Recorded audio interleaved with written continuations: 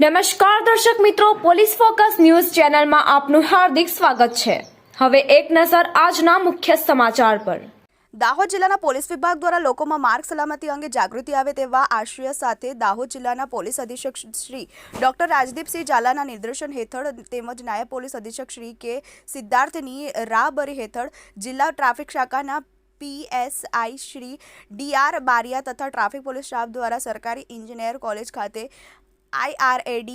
EDAR project જે ભારત સરકારના road અને હાઈવેજ મંત્રાલયની પહેલ છે, જેનું સંચાલન કેન્દ્ર સરકારના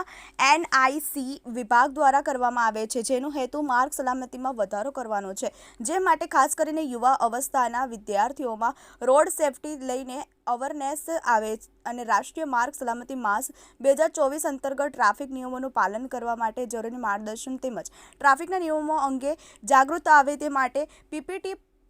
પ્રેઝન્ટેશન દ્વારા ટુ વ્હીલર ચલાવતી વખતે હેલ્મેટ અવશ્ય પહેરવું, ફોર વ્હીલર ચલાવતી વખતે સીટ બેલ્ટ લગાવવો, રસ્તો ક્રોસ કરતી વખતે અને વાહન ચલાવતી વખતે મોબાઈલ ફોનનો ઉપયોગ ન કરવો, વાહનોના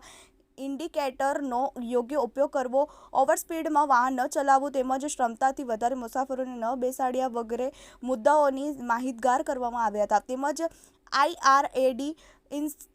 integrated road accident database project વિશે વિદ્યાર્થીઓને માર્ગદર્શન આપ્યું હતું। ટ્રાફિક રૂલ્સ અવેરનેસ અંગેના પેમ્પલેટ્સનું વિતરણ કરવામાં આવ્યું હતું તેમજ વિવિધ માર્ગ અકસ્માતના મુદ્દાઓ પર ચર્ચા કરી અને ટ્રાફિક નિયમોના પાલન કરવા વિદ્યાર્થીઓને અપીલ કરી હતી। આ પ્રસંગે દાહોદ શહેર RTO ઇન્સ્પેક્ટર શ્રી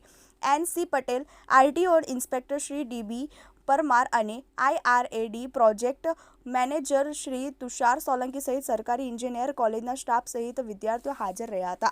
મિત્રો, આવા જ અવનવા સમાચાર જાણવા માટે અમારી ચેનલને લાઈક કરો, સબસ્ક્રાઇબ કરો અને બેલ આઇકોન પર પ્રેસ કરો, જેથી અમારી ન્યૂઝની બધી જ અપડેટ આપને મળતી રહે।